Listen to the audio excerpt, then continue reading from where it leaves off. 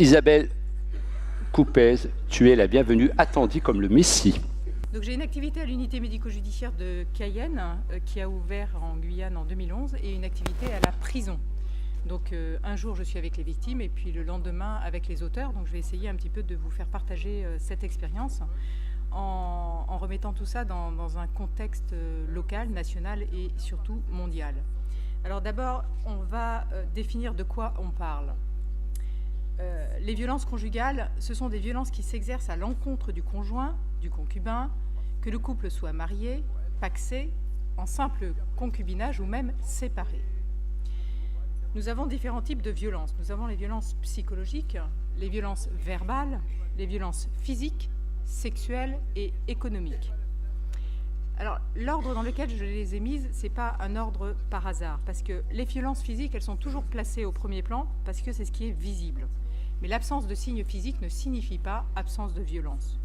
Les femmes ne sont pas toutes battues ou violées. Et il ne faut pas négliger les violences psychologiques. Et ce que j'entends le plus souvent dans mon exercice quotidien, c'est « t'es nul, t'es bonne à rien, t'as encore fait cramer mon steak, je t'avais demandé quand je rentrais du travail que les enfants soient couchés pour que je sois en paix, tu l'as pas fait, qu'est-ce que t'as fait de ta journée ?» Parce qu'on sait toutes que élever des enfants, finalement, ça se résume à se tourner les pouces toute la journée. Donc ça, c'est un discours que j'entends de manière quotidienne. Il faut savoir qu'il existe donc un numéro anonyme et gratuit qui est le 3919 en métropole. Donc là, moi, mes données, elles sont plutôt nationales parce que les statistiques, elles sont faites au niveau national et surtout, elles excluent les départements outre-mer. Ne me demandez pas pourquoi. Et depuis 2 ans, les victimes peuvent appeler ce numéro anonyme et gratuit. Et il faut savoir que dans 80% des cas, le motif d'appel, ce sont des violences psychologiques. Dans 80% des cas, ce sont des violences psychologiques. Dans 70% des cas, vous avez les violences physiques, 70% les violences verbales, 6% des cas les violences sexuelles et enfin dans 20% des cas les violences économiques. On a à peu près 50 000 appels en 2014, sachant que ce chiffre a doublé depuis 2013. Et dans 70% des cas, c'est la victime qui va appeler elle-même, avec un âge entre 30 et 49 ans en majorité. Ensuite, je vous parle des violences sexuelles en parlant d'agression sexuelle, de viol et de sexualité contrainte. Alors souvent, on me demande la différence entre l'agression sexuelle et le viol. Le viol, c'est une agression sexuelle, mais avec un acte de pénétration qui se fait sous la contrainte, sous la menace ou en utilisant l'effet de surprise, d'accord ? Mais il est classé dans les agressions sexuelles, bien sûr.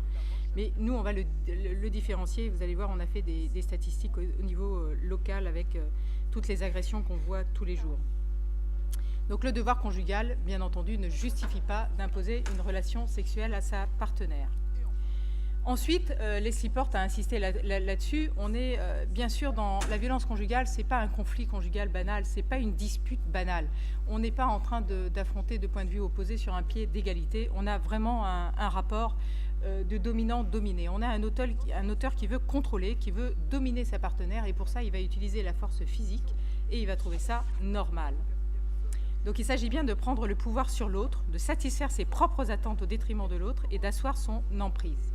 Donc la pression, l'intimidation, la manipulation émotionnelle, c'est un outil pour obtenir ce qu'ils veulent, pour reprendre une position dominante quand ils se sentent en position inférieure ou qu'ils se sentent dévalorisés ou même stressés. Et ensuite, ils vont regretter, ils vont s'excuser, ils vont offrir des fleurs, des cadeaux à leur femme et permettant à la victime de reprendre espoir et surtout de rester avec l'auteur des coups et blessures. Donc moi, j'insisterai sur le fait que l'auteur et la victime ne sont pas du tout à égalité. On a un dominant, on a un dominé, on a un agresseur, on a une victime, on a une relation que la femme pense être équilibrée et qui est très très loin d'être équilibrée. Et c'est le conjoint qui a modifié l'équilibre du couple.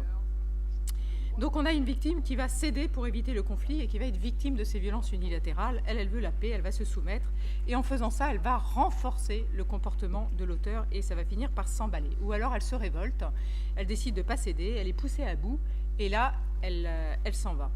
Donc les solutions qui sont adaptées, c'est-à-dire la violence pour lui et le fait de rester pour l'aider pour elle, parce qu'elle dit qu'en fait, il faut qu'elle reste pour l'aider, ça va rendre impossible cette vie à deux et l'espoir d'être heureux.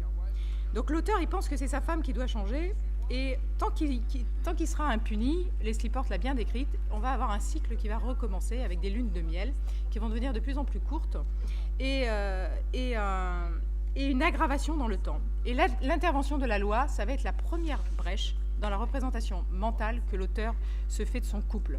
Là, on va lui dire non, ce que vous faites, c'est interdit par la loi. Vous êtes responsable de votre comportement et votre femme, elle est une victime. Et un des signaux forts, c'est l'injonction de soins qui peut modifier la situation de violence au sein du couple. Donc vous verrez par la suite que le tiers a un rôle déterminant, que ce soit les professionnels de santé, que ce soit les forces de police, que ce soit les intervenants sociaux. Ce tiers, il a un rôle très très fort, et là en l'occurrence, c'est la loi. Diapo suivante. Alors la violence conjugale, elle touche toutes les couches de la société et elle survient à toutes les périodes de la vie d'un couple. Néanmoins, on a pu identifier quelques facteurs de risque. Alors j'insiste sur le fait que ce sont juste des facteurs de risque et qu'aucun de ces facteurs ne peut expliquer à lui seul un acte de violence. Il va falloir la conjoncture de plusieurs facteurs pour entraîner un résultat déterminé. Et si l'alcool et les drogues augmentent cette violence, il faut rappeler qu'il n'y a aucun agresseur, aucun auteur qui est violent contre sa volonté.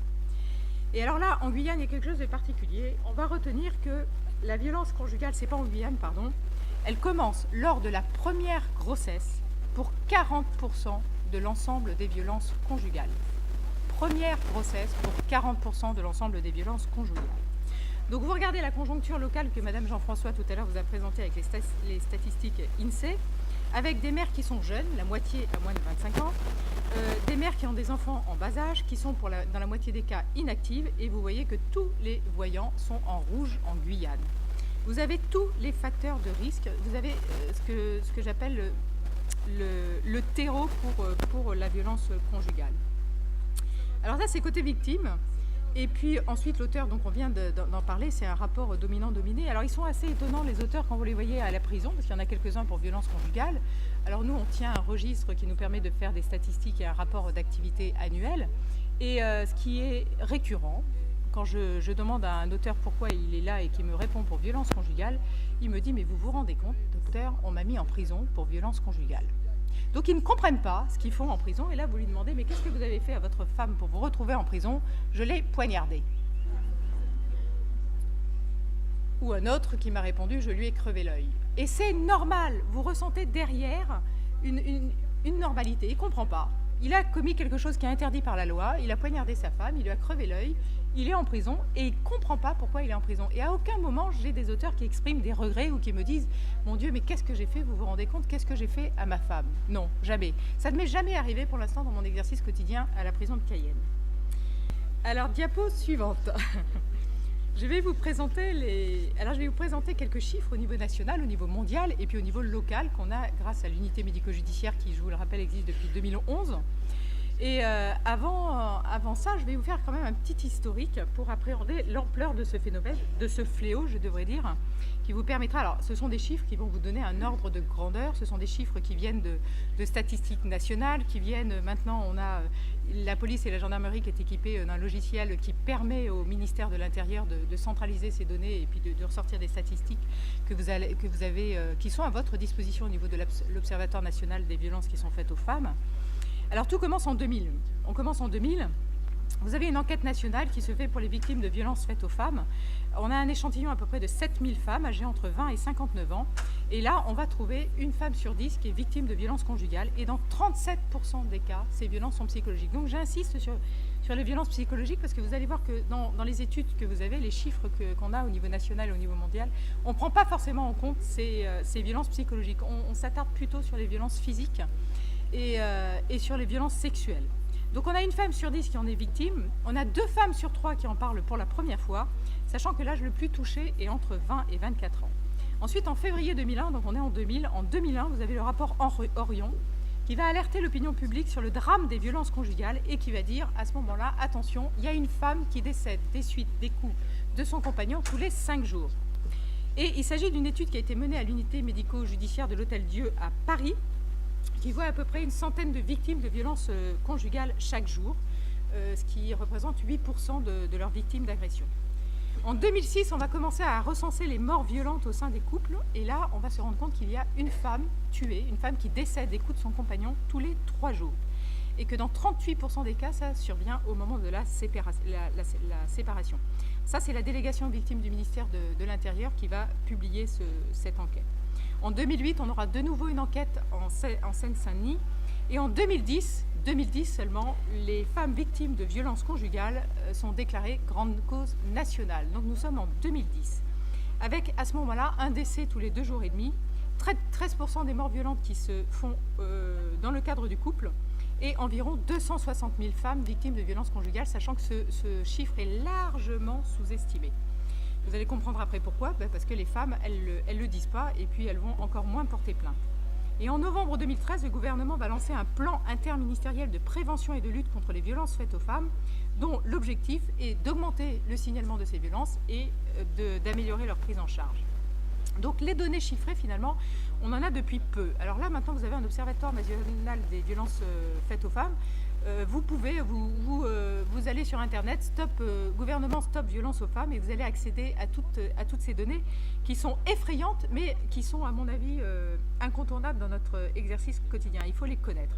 Vous avez maintenant les données de la police et de la gendarmerie, et puis enfin, il y a eu une vaste enquête qui s'appelle Cadre de vie et de santé, qui a été faite au niveau national entre 2010 à 2015, et qui a permis de connaître les impacts de ces violences, à la fois physiques et psychiques, l'impact que ça a eu sur la santé des femmes.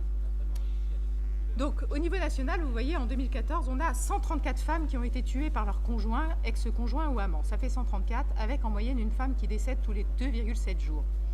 Et les statistiques maintenant qu'on a depuis peu, vous voyez, donc là c'est 2015 les stats, vous avez 16 000 hommes en gros qui ont été condamnés pour des crimes ou des délits sur leur conjoint.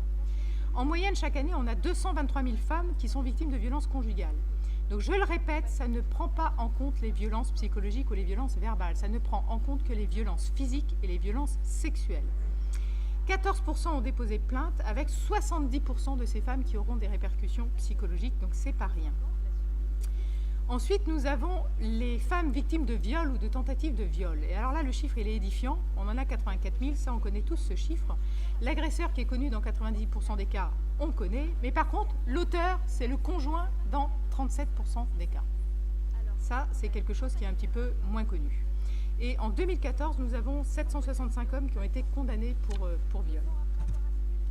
Alors au niveau mondial, diapo suivante, les estimations OMS en 2013, sachant que les études que font l'OMS, ça touche 71 pays, donc il y a un biais, parce que les déclarations, le mode de déclaration et le vécu des femmes n'est pas le même.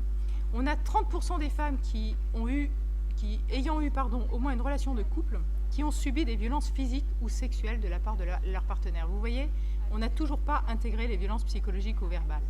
Et 38% des homicides commis sur des femmes dans le monde sont faits par leur partenaire. Et enfin, alors un chiffre que j'ai trouvé effroyable, une femme sur 5 qui sera victime de viol ou de tentative de viol dans sa vie. On a le choix entre le viol, le cancer du sein, ou peut-être même les deux actuellement. Donc quelques chiffres en Guyane, à travers l'unité médico-judiciaire. Donc on voit à peu près 1800 victimes de coups et blessures. Ça, c'est celle qu'on consultait, c'est pas à peu près, en 2015. Et on a vu 260 femmes pour violences conjugales. Donc ça représente 14% de notre activité. Et là-dedans, on n'a pas inclus les 161 femmes victimes d'agressions sexuelles qui ont consulté à l'UMJ en 2015. Donc 161 femmes ont consulté pour une agression sexuelle. Alors on n'a pas séparé les agressions sexuelles des viols proprement dit avec acte de pénétration. Il faut savoir que les données que je vous donne, ce sont 2 secrétaires médicales de l'unité médico-judiciaire qui ont fait la revue manuelle de 2000 dossiers. Donc j'ai pas pu en rajouter parce que là je me suis dit ça va mal se passer pour moi. Donc l'auteur c'est le conjoint ou ex-conjoint dans 4% des cas. Et enfin j'ai oublié sur la diapo le nombre d'homicides par an en Guyane. Est-ce que vous savez combien on a d'homicides, combien de femmes qui meurent des suites des coups et des blessures infligées par le compagnon? Donnez-moi un chiffre. En Guyane, il y en a combien par an? Des homicides, des femmes qui décèdent des coups de leurs blessures. Il y en a un par an. Il y a une femme qui décède des coups de son conjoint par an. Alors ça peut être par hémorragie cérébrale, on a eu plaie par couteau, on a eu carbonisation, voilà. Donc c'est un homicide par an que vous rapportez à la population locale, bien entendu, 250 000 habitants. En France, on en a 134 pour 63 millions. 63 millions, je ne me trompe pas, parce qu'il faut exclure les millions de résidents outre-mer qui ne sont pas intégrés dans les statistiques nationales. Diapo suivante. Donc là, vous avez un tableau qui récapitule les violences faites aux femmes sur l'année 2015. Donc on a 260 femmes. Et vous voyez, alors l'ITT dont je vais vous parler un petit peu plus tard, vous voyez, il y a des ITT inférieurs à 8 jours, des ITT supérieurs à 8 jours, et le plus souvent, c'est pour des fractures. Alors elles se prennent un coup de poing dans la figure, donc elles ont des fractures des os du massif facial. La dernière que j'ai eue, là, il y a 2 mois, il n'y a pas longtemps, elle m'a dit, quand j'ai vu et senti le liquide, comment elle m'a dit ça, comme du liquide blanc qui coulait sur mes doigts, j'ai compris qu'il m'avait crevé l'œil. Donc ça, c'est avec une paire de ciseaux, l'effet remonte à 2 mois. Diapo suivante, vous avez les statistiques agressions sexuelles en 2015, donc vous voyez, on en voit 161, et 7 de ces agressions sexuelles se font par le conjoint. Donc je n'ai pas les données pour vous dire si c'est l'agression sexuelle banale ou l'acte de pénétration.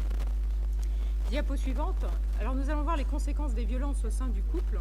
C'est ce qui intéresse toutes les études au niveau national et au niveau mondial, c'est de montrer qu'il y a un impact sur la santé physique et psychique des femmes et que c'est pas rien ces violences conjugales, qu'elles posent réellement un problème de santé publique majeur. Alors vous avez les blessures physiques, ça c'est ce qu'on voit, c'est facile. Elles se sont pris un coup de couteau, elles ont été brûlées, elles ont une fracture, elles ont un œil crevé, ça se voit, il n'y a pas de souci. Mais il y a les dommages psychologiques. Et il faut savoir que 70% des femmes qui ont subi des violences et 78% des femmes qui ont subi un viol ou une tentative de viol vont avoir des dommages psychologiques. Donc il y a un impact au niveau santé publique qui est très important, avec un sentiment de peur, de culpabilité, des états de stress post-traumatique. Et puis surtout, vous voyez un chiffre aussi qui est alarmant, un risque de suicide après violence sexuelle dans les 12 mois qui ont précédé, qui va être multiplié par 26. On aura aussi des conséquences dans la vie quotidienne, dans les études, dans le travail, diapo suivante. Et on aura aussi bien des conséquences sur la femme que des conséquences sur la mère, avec un risque de fausse couche qui est multiplié par 2 et un risque de naissance prématurée qui est augmenté de 17%. Je vous le rappelle, dans 40% des cas, ça survient au cours de la première grossesse.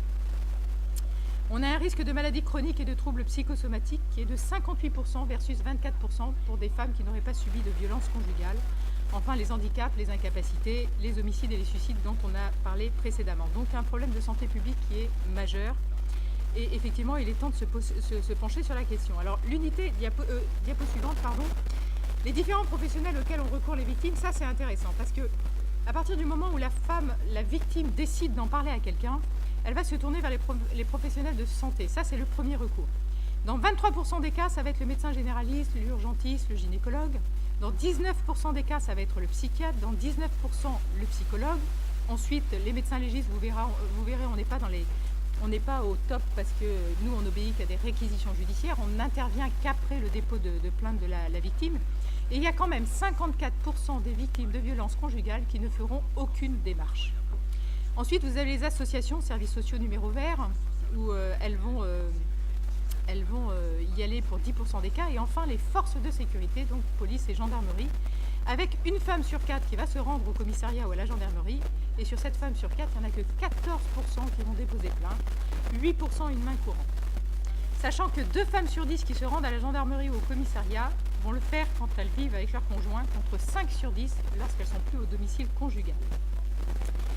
Diapo suivante, l'unité médico-judiciaire du centre hospitalier de Cayenne. Alors c'est un outil qui est à la disposition de la justice. On a un financement qui relève du ministère de la Justice. Et nous, en fait, on n'est pas du tout dans la même dynamique que le médecin généraliste, c'est-à-dire qu'on va intervenir après réquisition. Il nous faut une réquisition. C'est-à-dire qu'il faut que les victimes aient porté plainte pour qu'elles puissent accéder à l'unité médico-judiciaire. Là, elles vont arriver, on a 2 secrétaires médicales, donc elles vont être prises en charge au niveau des secrétaires médicales. Alors vous me direz, les secrétaires médicales, elles vont noter les coordonnées, l'adresse, tout ça. Non. On a des secrétaires médicales qui vont écouter cette patiente. En fait, elle va pouvoir être écoutée, la victime, à 4 niveaux au niveau de l'unité médico-judiciaire. Et l'expérience, elle prouve qu'elle commence au niveau du secrétariat. Elles commencent à raconter leur histoire aux 2 secrétaires médicales. Ensuite, elles vont voir une infirmière qui, elle, va reprendre un petit peu l'ensemble du parcours de la victime et des violences subies. Et là, de nouveau, elles vont continuer à raconter leur histoire. Et nous, on intervient, le médecin de l'unité médico-judiciaire, il intervient en 3e position et on est là pour rédiger ce qu'on appelle un certificat médical descriptif des blessures. Donc là, on va essayer d'être exhaustif, parce que c'est un document médico-légal, ça va être un élément de preuve pour la justice, et on nous demande non seulement de décrire toutes ces lésions, de rappeler les faits de manière exhaustive, de mettre les doléances de la victime, mais surtout de déterminer ce qu'on appelle une ITT, incapacité totale de travail, qui porte pas très bien son nom, puisque l'ITT, un bébé peut avoir une ITT, une personne à la retraite peut avoir une ITT. Donc c'est pas réservé aux gens qui travaillent, on parle bien de la gêne que les gens ont dans les gestes de la vie quotidienne. C'est ça l'ITT pénale. Parce que souvent ils confondent ça avec le travail, ce qui n'a aucun rapport. Diapo suivant, donc nous on est descriptif, le médecin il est descriptif, il va rédiger un certificat qui va être un élément de preuve. Et on n'a pas du tout d'activité de soins. Les soins, ils sont prioritaires, bien entendu. Quand on a une victime qui arrive et qui a un gros hématome, on peut pas examiner l'œil et on se dit qu'il doit y avoir des dégâts ophtalmo derrière. Elle va d'abord passer par la filière de soins, être prise en charge par l'ophtalmo et ensuite revenir à l'unité médico-judiciaire. Nous, on intervient dans un second temps. Et en fait, en quatrième position, elle verra la psychologue de l'unité médico-judiciaire qui pourra évaluer le retentissement psychologique. Donc on a quand même à l'unité médico-judiciaire un gros rôle d'écoute. On les accueille, on les écoute à 4 niveaux. Ensuite, on va décrire effectivement toutes les lésions dont elles sont victimes, déterminer le taux d'ITT dont la justice a besoin. Diapo suivante, je vous ai mis un modèle de certificat en cas de victime de violence. Ça, c'était plutôt pour les médecins généralistes. Et puis, je terminerai donc la différence entre l'agression sexuelle et le viol, je vous en ai déjà parlé avant. Donc savoir que vous accédez à tous les documents sur l'Observatoire national des victimes faites aux femmes, que tout professionnel de santé, les gendarmes, les policiers, les intervenants sociaux, vous accédez à tout ça. Vous envoyez un mail, en 48 heures on vous répond et on ne vous envoie pas un film, le film Anna, mais on vous envoie 4 que je vous invite à regarder parce qu'ils sont vraiment très très intéressants. Pour conclure, pour respecter mes temps, donc un phénomène dont l'ampleur, à mon avis, est sous-estimée. Le premier pas pour la victime, c'est de pouvoir en parler à quelqu'un. À mon avis, le rôle du tiers, il est extrêmement déterminant dans la prise en charge de ces victimes. Il y a les professionnels de santé, il y a les intervenants sociaux, il y a la police, il y a la gendarmerie. Il faut les accueillir, il faut les écouter, il faut les accompagner, il faut les orienter, il faut s'appuyer sur la loi et il faut leur expliquer que ce n'est pas une fatalité, le tout, dans une société qui, à mon avis, tolère, minimise et banalise les faits de violence, malheureusement. Donc vous avez vu que le plan de prévention et de lutte a permis la mise en place de beaucoup de choses en Guyane. En métropole, vous avez 300 accueils de proximité qui ont été créés, 1000 places d'hébergement en 3 ans, des intervenants sociaux qui vont passer de 240 à 340 en 2017 au niveau de la police et de la gendarmerie. Donc il y a quand même des choses organisées. À mon avis, il y a un volant qui a été un petit peu oublié, c'est le volant prévention et éducation. Moi, je pense que c'est là-dessus qu'il faut charger parce que vous pensez bien que celle qui arrive, qui a déjà porté plainte, elle n'est pas dans la même dynamique intellectuelle. Hein. Celle qui a porté plainte, elle vient parce qu'elle veut que ça s'arrête et puis surtout, elle veut que l'auteur soit puni. Donc, elle est plus dans j'ai la haine, j'ai la haine, j'ai la haine. Hein. On n'est pas du tout dans la victime que vous avez vue dans le film Anna. On n'a pas tout à fait le même profil psychologique. Voilà, donc je pense qu'il y a beaucoup de choses qui ont été faites, beaucoup de choses à faire et que la route me paraît bien longue. Merci.